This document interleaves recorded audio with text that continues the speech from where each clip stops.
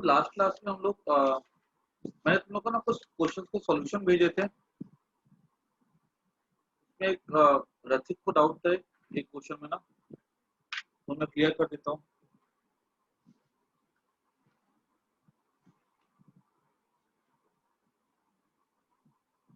Question number 16 का था ना।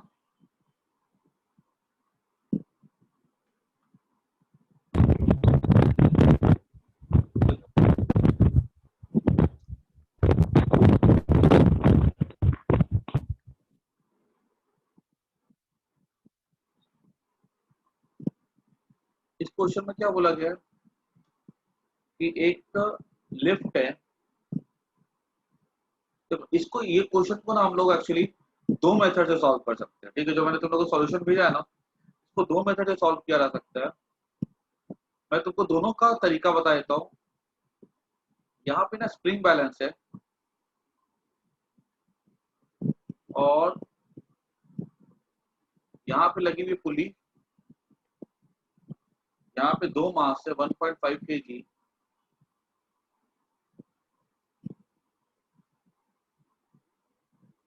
ठीक है,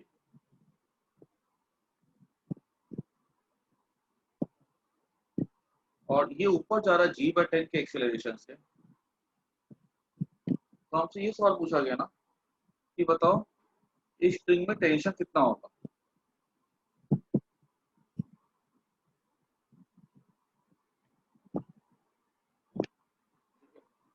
तो यहाँ पे अगर ये ऊपर जा रहा है एक्सेलरेशन जी के साथ, तो याद रखना टेंशन फोर्स कैसा होता है, इंटरनल फोर्स होता है। टेंशन फोर्स होता है वो फ्रेम पे डिपेंड नहीं करता। इंटरनल फोर्स होती है यहाँ पर, वो किस पे डिपेंड नहीं करती है, फ्रेम के ऊपर डिपेंड नहीं करती। अगर सोचो हम अगर यहाँ पे लिफ्ट में खड़े होकर के देखें,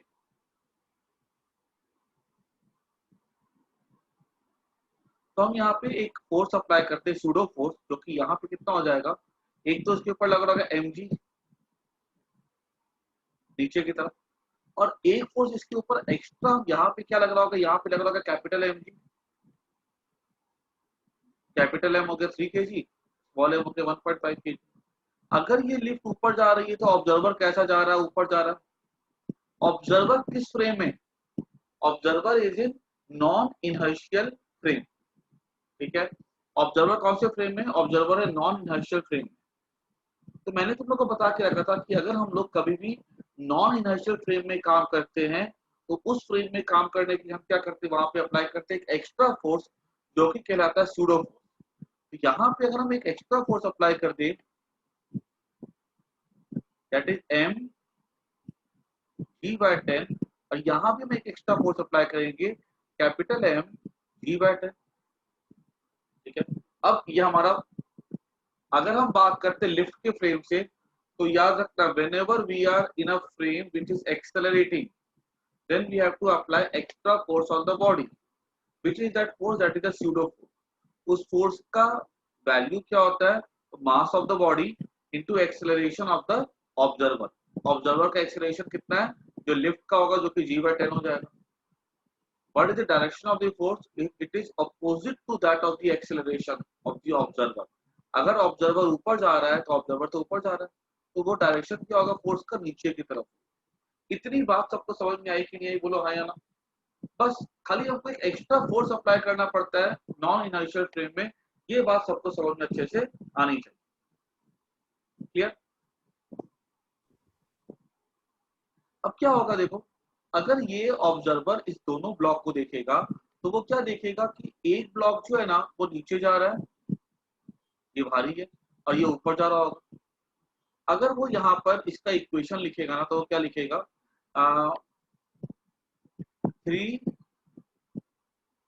नीचे जा रहा है, तो mg+10,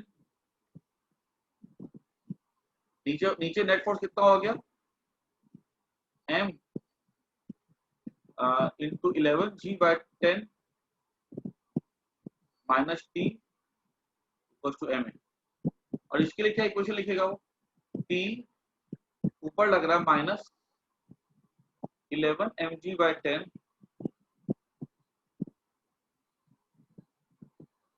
कुछ तो स्मॉल m है। ठीक है, वो इक्वेशन मिल जाएंगे जिससे कि हम टी को सॉल्व करेंगे और हमारा टी का आंसर आ जाए। ठीक है, ये मेथड पे हमको थोड़ा लंबा जाना पड़ेगा सॉल्व करने के लिए। ठीक है, तो ए को भी निकालना पड़ेगा, लफड़े वाला काम है। ठीक है, देखो यहाँ पे इससे आंसर आ जाएगा नो डाउट। ठीक है, लेकिन यहाँ पे हमारा लंबा चला जाएगा। जैसे हम कैसे करे थे, M G minus T equals to M ए।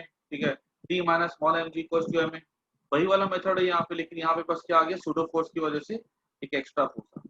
लेकिन अगर मैं तुमको इसका शॉर्टकट बताऊँ ना, तो मैंने क्या किया था, देखो मैंने तुम लोग को समझाया था कि कभी भी अगर ऐसे वाला सिस्टम था तो उसके लिए टेंशन फोर्स का वैल्यू था 2m1m2 bye m1 plus m2, और तुमको एंट्रेंस के लिए यही वाला मेथड यूज करना है। ठीक है, तो t equals to 2, what is m1 here 1.5, what is m2 here 3, what is m1 plus m2 4.5, what is g here. अब यहाँ पर समझना, यहाँ पर g की वैल्यू क्या है। तो यहाँ पे देखो एक एक्स्ट्रा क्रिएट हो रहा है ना g/10। तुम अगर टोटल फोर्स देखो यहाँ पे इसके ऊपर, तो ये क्या है, m इंटू 11g/10 है। इसके ऊपर देखो टोटल फोर्स तो कितना है, m इंटू 11g/10 है। तो जहां पे हमारा स्मॉल जी हो रहा था, हमारे प्रीवियस क्वेश्चंस में स्मॉल जी लेते थे, यहाँ पे स्मॉल जी के बदले हम क्या लेंगे, इफेक्टिव जी कितना हो जाएगा यहाँ पे 11g/10। This is the effective G 11g/10। यही बस पता है, शायद से तुमको यहाँ पे दिक्कत होगी समझने में। अगर तुमको ये चीज समझ में अच्छे से आ जाती है तो ये वाला सवाल जब तुम्हारा इंटरेस्ट में आता है, जहां बाकी बच्चे इस सवाल को सॉल्व करने के लिए इस मेथड से 3 से 4 मिनट लेंगे, तुम्हारा इस मेथड से वही आंसर तुम्हारा आएगा लगभग 1 मिनट के अंदर या उससे भी कम। मैं तुमको समझाना ही चाह रहा हूँ, ये कंसेप्चुअल मेथड है, लंबा मेथड है, सॉल्व करने में इसमें ज्यादा समय लगेगा। ठीक है, क्योंकि तुमको अगर यहाँ पे टी निकालना है ना, तो फिर तुमको ऐड करना पड़ेगा, फिर यहाँ पे सॉरी पहले सब्ट्रैक्ट करना पड़ेगा। ठीक है, ताकि और यहाँ पे फिर m से मल्टीप्लाई करो, यहाँ पे कैपिटल M से मल्टीप्लाई करो, वो बनेगा लंबा सा एक साइमल्टेनियस इक्वेशन बनेगा।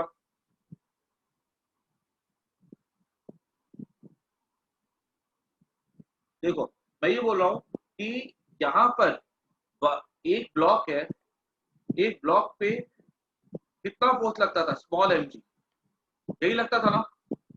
This was gravity, gravitational force. यहाँ पर क्या हो रहा है, यहाँ पर एक एक्स्ट्रा फोर्स दोनों पे लग रहा है, दोनों ब्लॉक पे लग रहा है ना।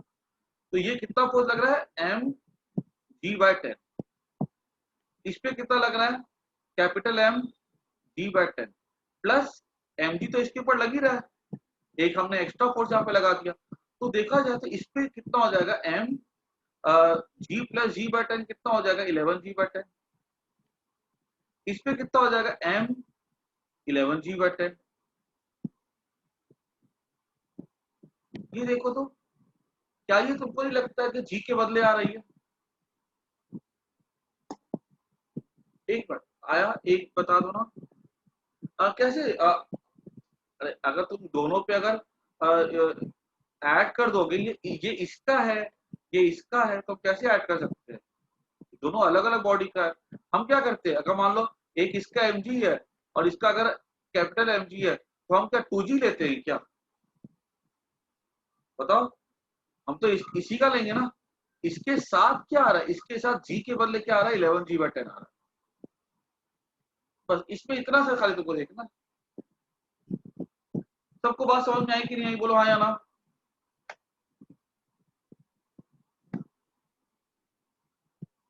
बाकी किसी को कोई दिक्कत। ये एक टेक्निक है, ठीक है, जिसको तुम याद रख करके ना सवालों को आसानी से सॉल्व कर सकते हो। अब देखो ये कट गया, ये 3 से कटेगा, ये कट जाएगा, 2 5 जा 10। ठीक है, तो ये हमारा कितना हो जाएगा, g/5 दैट इज 22 न्यूटन। ठीक है, दिस इज द टेंशन। अब हमसे पूछा गया what is the spring balance show. तो स्प्रिंग देखो, स्प्रिंग की अगर हम बात करें, मैं ऊपर का थोड़ा सा इरेज कर रहा हूँ। ठीक है, ये सब अगर हम स्प्रिंग की बात करें, देखो पुली ऐसे है,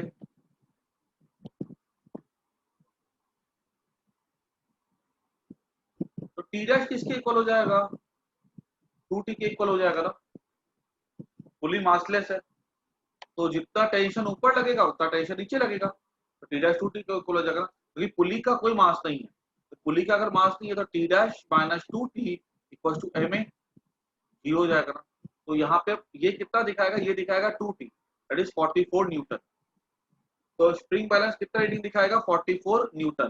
ठीक है, 44 न्यूटन को अगर हम चेंज कर दे तो वो 4.4 kgf हो जाएगा। ठीक है, ये वाला मेथड सिर्फ समझने के लिए है, don't have to use this method for your interest. ठीक है, इसी को सॉल्व करना है तुमको, इससे तुम्हारा समय बचेगा।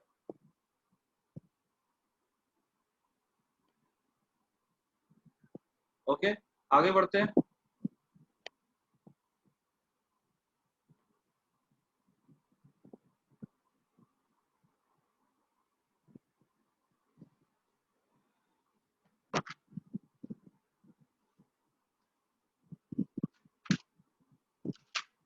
एक से कुछ अभी हम लेते हैं problems on string with mass.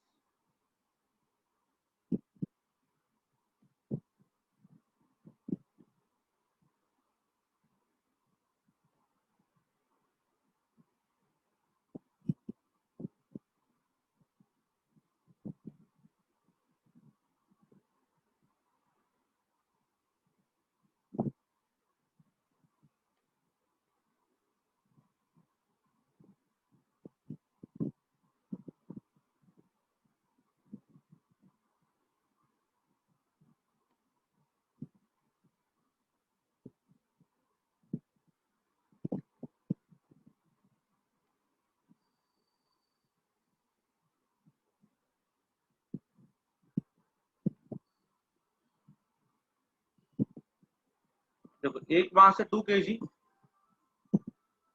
एक मास है 4 kg। ठीक है, स्ट्रिंग की लेंथ है 6 मीटर, और इसका मास है लेमडा है, इसका मास पर यूनिट लेंथ है 0.5 kg पर मीटर।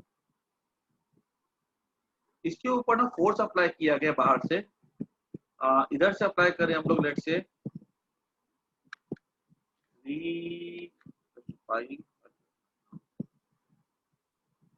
20 न्यूटन, और इधर से अप्लाई किया जा रहा फोर्स 2 न्यूटन। तो ये स्ट्रिंग के पास भी मास है, ये स्ट्रिंग नहीं, बेसिकली रोप है।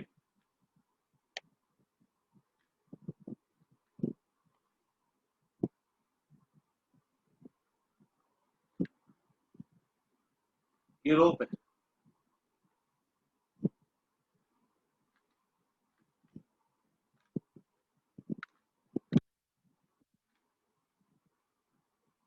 ठीक है, तो पहला बताओ, सबको बताएगा मेरे को answer, what is the acceleration of the system. ये लैम्डा क्या है, मास पर unit length of the rope. सबको बताओ what is the acceleration of the system.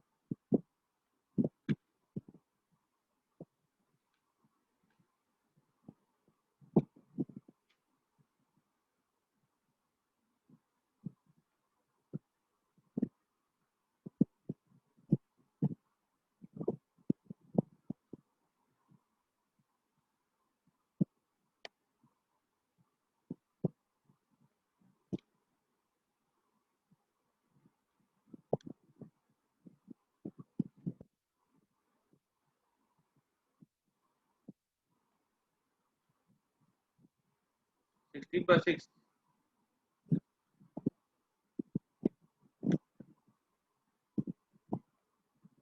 Okay, A2R। देखो, नेट फोर्स क्या हो जाएगा यहाँ पे, 20 minus 2 that is 18 newton. Net mass क्या हो जाएगा, 4 प्लस 2 6, प्लस इस रोप का भी तो मास लेना पड़ेगा, ये कितना हो जाएगा। आलूसी, तुम क्लास में क्यों नहीं बैठी हो, तुम क्लास में नहीं बैठी हो। हाँ, जल्दी। ठीक है, उसके बाद ये हो जाएगा 9 kg, ठीक है। नेट मास हो गया ये। therefore एक्सेलरेशन क्या हो जाएगा 18/9, दैट इज 2 मीटर पर सेकेंड। आया सबको समझ में? कुछ कुछ बच्चों ने थोड़ा उल्टा पुल्टा आंसर भी दे दिया। 3 18/6। तुम लोगों ने ना रोप का मास नहीं काउंट किया, ठीक है। ये नेट मास कितना हो गया, इसका मास पर इसका पर रोप का भी मास है। यहाँ पे रोप जो है ना वो मासलेस नहीं है, ठीक है। तो ये हमारा एक्सेलरेशन आ गया। आई होप सबको समझ में आ गया इतना। सेकंड सवाल, find tension at end of at point A, ठीक है। Find tension at point A. यहाँ पर ये पॉइंट ए है,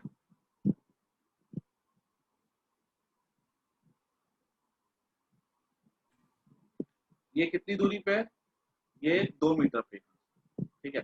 यहाँ पर बताओ टेंशन क्या है, सोचो, थोड़ा दिमाग चलाओ। 2 मिनट में सोचने के समय मिलता है।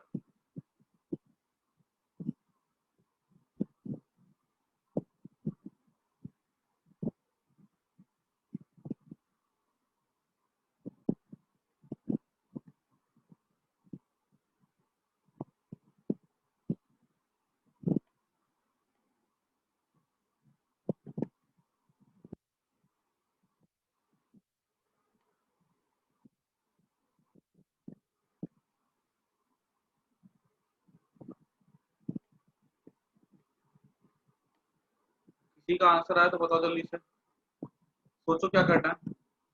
मैंने तुम्हें बता के रखा था कि पूरी स्ट्रिंग अगर मासलेस थी तो टेंशन पूरी स्ट्रिंग में सेम होता था,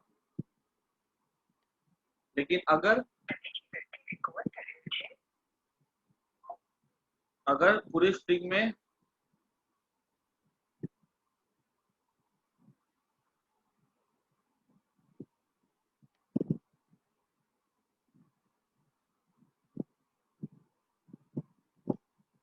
सबको ट्राई करो 50 न्यूटन, ठीक है। बाकी लोग का आंसर देखो। ये वाला मैं करके बता रहा हूँ। अगर हम इस ब्लॉक को देखें ना, तो ये वाला ब्लॉक का अगर मैं एबीडी बनाऊं, ये 20 इधर लग रहा है, ठीक है। और ये रोप है हमारी, यहाँ पे टेंशन टी लगा देते हैं। जैसी का क्लास लेनी बैठी तुम? हाँ क्लास, क्लास लेनी बैठी जैसी का। हेलो, ये कितना 4 kg है? हेलो, हाँ, तुम क्लास में नहीं बैठी जैसी का, मैं आशु सर बोल रहा हूँ। क्या हुआ तुमको? चलो आराम कर लो। स्कूल में तो बैठी थी आज। अच्छा चलो कोई नहीं, आराम कर लो। हाँ देखो ये ठीक है। तो यहाँ पे टेंशन टी लिया, यहाँ 20 न्यूटन फोर्स, ये 4 kg है। अच्छा यहाँ पर देखो ये रोप का मास कितना है, ये तो 2 मीटर है ना, तो 2 × 0.5, ये हो जाएगा 1 kg, ये रोप का मास। तो ये पूरा का पूरा सिस्टम किधर जा रहा है, इधर जा रहा है, तो हमने इसको इधर कर दिया। याद रखना है एक चीज, छोटी सी बात है कि जब हमको पूरे सिस्टम का एक्सेलरेशन निकालना होना तो हम बॉडी को एक काउंट करते हैं, लेकिन कभी भी अगर हमको बीच में नॉर्मल फोर्स टेंशन फोर्स निकालना हो तो हमें क्या करना पड़ता है, बॉडी को तोड़ना पड़ता है उसको, ठीक है। तो हमने यहाँ इतने पार्टों खाली देखा, यहाँ से लेकर तो 20 - टी, ये इधर जाएगा तो 20 पड़ा -T equal to total mass कितना है 5, 1 + 4 5 इंटू एक्सेलरेशन कितना है 2 है, तो टी कितना हो जाएगा, इधर चला जाएगा ये तो 10 न्यूटन आएगा ना, MA। हाँ एक्सलेशन कितना हो जाएगा यहाँ पे 10 न्यूटन। सही किया ना मैंने सब कुछ। 20 माइनस टी, ठीक है, equal to M into M कितना 4 है, ठीक है, और इसका कितना मास है ये 2 मीटर का था ना, तो 2 इंटू 0.5 1 हो जाएगा, टोटल मास 5 हो गया, 5 इंटू 8, ठीक है 10 मीटर। सबको समझ में आ गई बात? कोई किसी को कोई दिक्कत तो पूछो। एक काम करो, यस सर। सब कोई अब देखो इसका आंसर मेरे को सबसे चाहिए, फाइंड टी एट बी।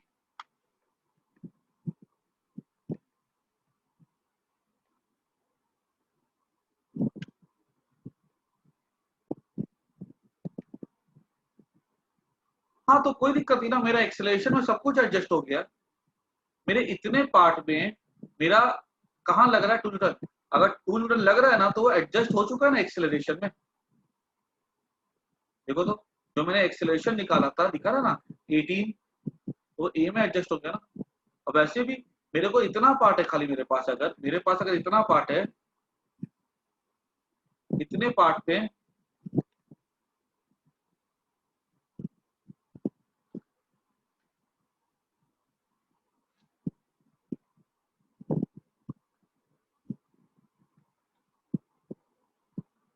ठीक है।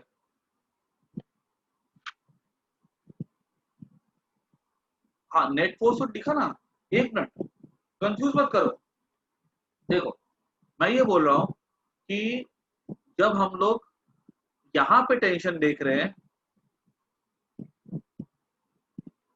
जब मैं यहाँ पर टेंशन देख रहा हूँ, तो मेरे को खाली यहाँ से लेके यहाँ तक का मतलब है ना, इस पे कितना फोर्स लग रहा है, इधर 20 न्यूटन, इधर कितना लग रहा है टी, मेरे को इस फोर्स से मतलब ही नहीं है।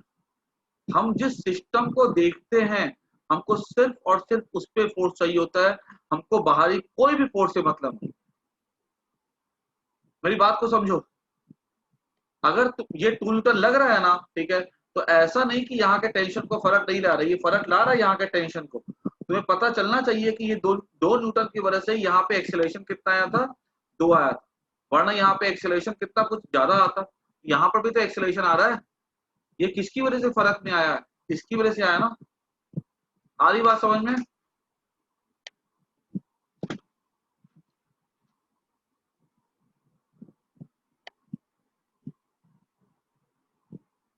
Okay clear. तो आ, अब निकालो find tension at point B.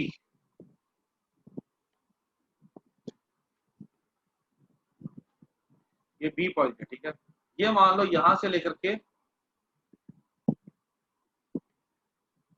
यहां तक की है एक, सबको दो आंसर।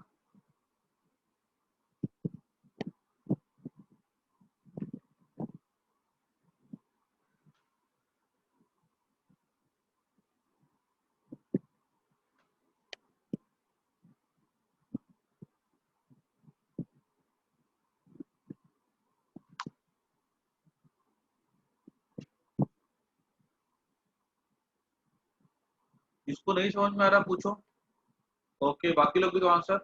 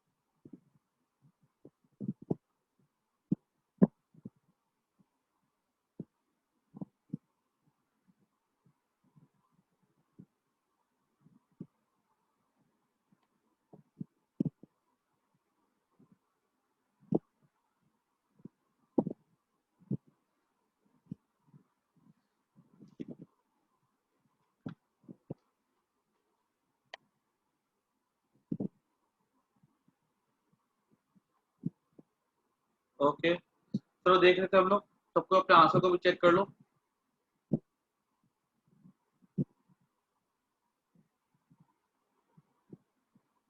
देखो देखो तुम्हारी मर्जी है, तुम यहाँ पे टेंशन निकालने के लिए लेफ्ट पार्ट देखो कि राइट पार्ट देखो, तुम्हारी मर्जी है। अगर मान लो मैंने राइट पार्ट देखा, जैसे मैंने पहले देखा था, तो 20 था। रोप मैंने ऐसे देखी, रोप कितनी लेंथ की हो जाएगी, 5 मीटर की। यहाँ से लेके तक 5 मीटर है, टेंशन टी है, ठीक है। तो उसके बाद हेलो, तो हाँ बोलो शिवा। हाँ बोलो, हाँ बोलो। हाँ देखो सारे नहीं कर रहे हैं, ठीक है। एक क्या कहते हैं, रे ऑफ टेस्ट करना है, वे ऑफ टेस्ट करना है, ठीक है। जो 2 चैप्टर कराऊंगा खाली वही करना है, ठीक है। हाँ बिकॉज देखो कोई सेंस नहीं बनता इतना पढ़ करके, ठीक है। वो सब हो ही नहीं पाएगा, वो सही बताऊँ मैं, वेस्ट ऑफ टाइम होगा, ठीक है। हाँ ये 4 चैप्टर अभी जो कर, वेव ऑप्टिक्स, रे ऑप्टिक्स, और फिर दो दो कोशिश करके मैं और कराऊंगा। हाँ ठीक है, बस नेक्स्ट। हाँ हाँ 20 - t इक्वल्स टू, इधर क्या टेंशन लगेगा ना, तो equals to m into A, m कितना हो जाएगा, that is 2.5 plus 20 - t equals to 6.5 into a। What is a here, a is 2 ना। 20 - t इक्वल्स टू 13, t हमारा हो जाएगा 7।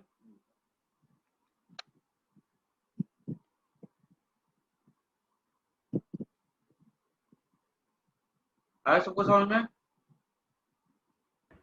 हाँ सर। चलो बहुत बढ़िया, अब आगे बढ़ते हम लोग। तो ये वाला जो क्वेश्चन मैं तुम्हें दे रहा हूँ ना, मैं इस टाइप का एक क्वेश्चन मैं तुम्हें करवा रहा हूँ, ये अपने एस सी वर्मा की बुक का है, आराम से जाएंगे, कोई दिक्कत नहीं है, ठीक है। सबको देखो मैं कुछ क्वेश्चन के तुम लोग का भेजूंगा अभी, सबको उसमें एक इंपॉर्टेंट चीज सबको आनी चाहिए, और वो इंपॉर्टेंट चीज है कंस्ट्रेंट इक्वेशन। कंस्ट्रेंट इक्वेशन तुम लोगों ने करके रखे हैं, एक बार रिवाइज करना, सबको अच्छे से आता भी है, क्योंकि मैंने चेक भी किया, सब आंसर बता भी पा रहे थे। हाँ वापस ज्वाइन करना, ठीक है। सबको कंस्ट्रेंट इक्वेशन अच्छे से आता है, ठीक है। अच्छा एक चीज और बताना चाहता हूँ मैं तुम लोग को कि देखो यहाँ पे एक छोटी सी तुम लोग को थोड़ा अलग हटके मैं बताना चाह रहा हूँ, ठीक है। फिजिक्स से अलग हट करके ही चीज है, ठीक है। भले 5 से 10 मिनट लगेगा, लेकिन कोई दिक्कत नहीं है। एक चीज याद रखना है कि कुछ जैसे कि एग्जाम्पल ले लो, थोड़ा मैं भटक रहा हूँ टॉपिक से, भटकने तो कोई दिक्कत नहीं है। अगर मैं तुमसे पूछूं, कोई मेरे को बता सकता है, ऑडियो ऑन कर लो, कोई दिक्कत नहीं है। तुमको पता है कि जो गूगल का जो सीईओ सुंदर पिचै है, उसको मिलता है 2800 करोड़ मिलता है उसको 1 साल का, ठीक है। उसके बाद ओरेकल का, ठीक है, ओरेकल का जो सीईओ है, उसको आज से 2 साल पहले मिलता था लगभग 3000 करोड़ प्लस। 2 साल पहले की बात है, ठीक है। जाके चेक करना ओरेकल सीईओ सैलरी। ये जो सीईओ, इनकी इतनी इतनी सैलरी होती है, जितना समझ लो ना आज धोनी और ये बॉलीवुड के एक्टर्स भी नहीं कमाते होंगे, इतना साल के लोग कमाते हैं। सोचो अगर मान लो कोई कंपनी है, अगर उसके सीईओ का जब सिलेक्शन होता है, तो उसके सीईओ के सिलेक्शन के लिए वहां पर 50 लोग आते होंगे इंटरव्यू के लिए, ठीक है। अब सोचो अगर वहां पे 50 लोग आते होंगे अगर उस इंटरव्यू के लिए, और वहां पर वो जितने भी सीईओ आते, ठीक है, चाहे बड़े से बड़े, जैसे गूगल हो गया, एकदम एप्पल हो गया, ठीक है, ये सब कंपनी के लिए जब सीईओ लोग आते होंगे इंटरव्यू देने के लिए वहां पे, ठीक है, for the post of CEO, तो ऑब्वियस ही बात, वो जो 50 लोग भी अगर आते हैं, तो वो कोई ना कोई कंपनी को छोड़ करके आते होंगे, और वो जिस कंपनी को छोड़ करके आते हैं, उस कंपनी के सबसे दिग्गज लोग होते होंगे, सबसे बड़ी से बड़ी पोस्ट संभाले होते होंगे। मे बी उस कंपनी के वो दूसरे कंपनी के सीईओ ना हो, लेकिन उस कंपनी के कोई ना कोई बड़े पोस्ट पे हो। वो 50 लोग जो होते हैं ना, वर्ल्ड की बेस्ट यूनिवर्सिटी से पढ़े होते हैं, ठीक है। उनका एकेडमिक्स का कोई मुकाबला नहीं होता है, उनके प्रोफेशनल एक्सपीरियंस का कोई मुकाबला नहीं होता है, ठीक है, उनके नॉलेज का कहीं कोई मुकाबला नहीं होता है, ठीक है। तो क्या मेरे को कोई बता सकता है कि वो जो कंपनी होगी, ठीक है, जो उस कंपनी को जो 50 लोगों में से तो जिसको सेलेक्ट करना एक आदमी को, उस एक आदमी से क्या पूछ वो 50 लोग से क्या पूछते होंगे इंटरव्यू में? बिकॉज़ जनरली कभी अगर इंटरव्यू होता है ना, तो कोई भी टाटा तुम जाओ इंटरव्यू के लिए, टाटा में जाओ, तुम रिलायंस में जाओ, कहीं भी जाओ, तुमसे तो वो क्या पूछेंगे, तुम्हारा वो लेते हैं, क्वालिफिकेशन चेक करते हैं, तुमसे ये पूछते हैं कि भाई आपने आपका पास्ट एक्सपीरियंस क्या है, ठीक है? आप कहाँ-कहाँ काम करके रखे हो? तो उनसे उन 50 लोग से ये पूछने का कोई मतलब ही नहीं होता, बिकॉज़ सबके पास एक्सपीरियंस है, ठीक है? और सबके पास क्या कहते हैं एकेडमिक क्वालिफिकेशन एक से दिग्गज क्वालिफिकेशन है, ठीक है? तो लेकिन उनसे पूछते क्या होंगे ये जो कंपनी का सीईओ जो सेलेक्ट करेगा इन 50 लोग? कोई मुझे बता सकता है ये चीज़? बहुत काम की चीज़ है, मैं तुम्हारे लिए बताऊँगा, तुम कैसे तुम उसको लाइफ में उसको उतारोगे। सोचो एक बार क्या पूछता होगा उस बंदे से, जिस एक प्रोफेशनल एक्सपीरियंस का कोई मतलब नहीं है पूछ करके, पता है। एकेडमिक्स पूछ के मतलब नहीं, सबका एकेडमिक्स अच्छा ही होगा, सबका प्रोफेशनल एक्सपीरियंस अच्छा ही होगा। तो उन 50 से ऐसा क्या सवाल पूछते हो उनको सेलेक्ट करने के लिए? लीडरशिप क्वालिटी सबके पास होती है यार, समझ, सबके पास लीडरशिप। जिस कंपनी से वो आए हैं ना, उन उन हर 50 के 50 लोग के पास लीडरशिप क्वालिटी है। और क्या पूछा जा सकता है उनसे?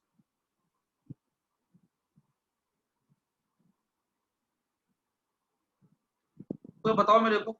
नहीं, चैट बॉक्स में तो ऑडियो ऑन रख के बता दो। They all are leaders in themselves. They have led so many companies.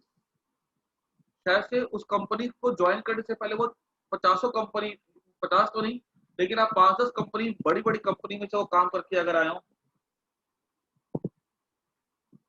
देखो मैं तुम्हें बताता हूँ, क्या एक्चुअली वो लोग पता है उनसे क्या पूछते हैं, पर हर एक आदमी को बुलाया जाता है, ठीक है? और इंटरव्यू में पता है किसी से ये नहीं पूछा जाता है कि भाई आपने क्या-क्या एस्टेब्लिश किया है। आपने किस कंपनी को 200 करोड़ से लेकर के आप उसको 1 लाख करोड़ पे लेकर के गए। किसी से वो जो इंटरव्यू जो पूछेगा ना, ठीक है, वो नहीं पूछेगा।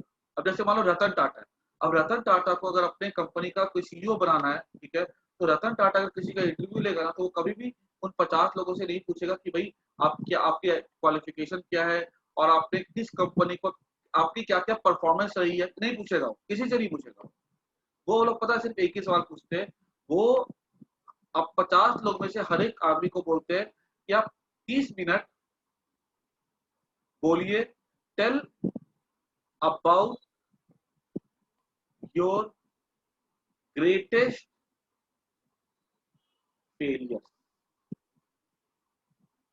एंड हाउ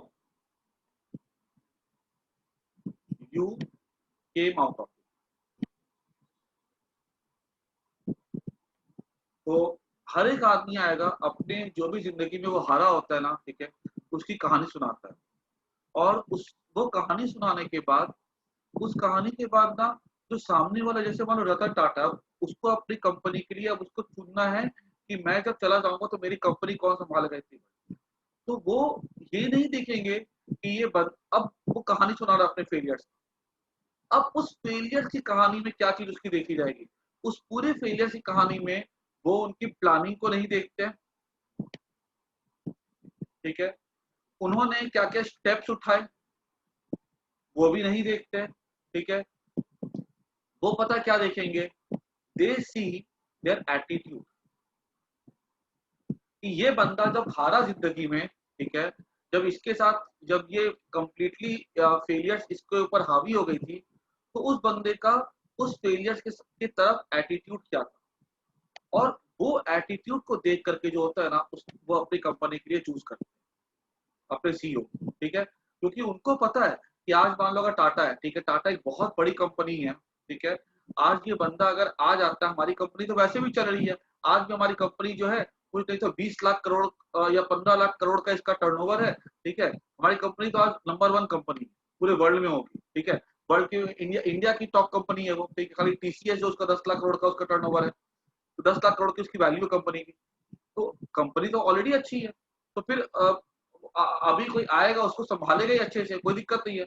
लेकिन कल को 5 साल बाद 10 साल बाद जब ये कंपनी गिर जाएगी, तो क्या इस सीईओ में इतनी ताकत है कि वो उस फेलियर वाले सिचुएशन में कंपनी को वापस से उठा सकता है? वो पता है इस एटीट्यूड को देख। और पता है मैं तुम्हें यही चीज समझाना चाहता हूँ, क्योंकि देखो तुम जो पढ़ाई कर रहे हो ना आईआईटी की पढ़ाई, this is not an easy. ठीक है, तुम जो नीट की पढ़ाई करो दिस इज नॉट इजी। तुम्हारे सामने हर दिन ऐसे सवाल आएंगे जो तुमसे हिलेंगे भी नहीं। लेकिन तुमको अपना एटीट्यूड ऐसा रखना है ना कि अगर आज तुमसे कोई सवाल नहीं भी बनता है ना, तो तुम्हारा एटीट्यूड ऐसा होना चाहिए कि ठीक है आज नहीं बना है, ठीक है तो मैं उसके कंसेप्ट सीखूंगा, ठीक है और कल उस सवाल को सॉल्व करूंगा। तुमको उस सवाल से ऐसा नहीं कि तुम्हारे सामने अगर 10 सवाल है, तुमसे अगर 10 के 10 नहीं बन पा रहे तो तुम वहां पे गिव अप कर दो। ठीक है, तुम्हारा एटीट्यूड ये होना चाहिए कि नहीं मैं इस क्वेश्चन से बड़ा हूँ, ठीक है मेरा दिमाग इस क्वेश्चन से ज्यादा चलता है, ठीक है और तुम अपने आप को उस सवाल के सामने सबसे इंटेलिजेंट मानते हो, तभी जाकर के तुम इतने बड़े इतने टफ एग्जाम को पास कर सकते हो। ठीक है, तो व्हाट आई मीन टू से ना कि तुम भले तुमसे सवाल ना बने but you don't have to give up. ठीक है, तुम्हारा एटीट्यूड सवाल की तरफ हमेशा ऐसा होना चाहिए कि तुम उस सवाल को अगर आज नहीं तो कंसेप्ट सीखने के बाद करोगे।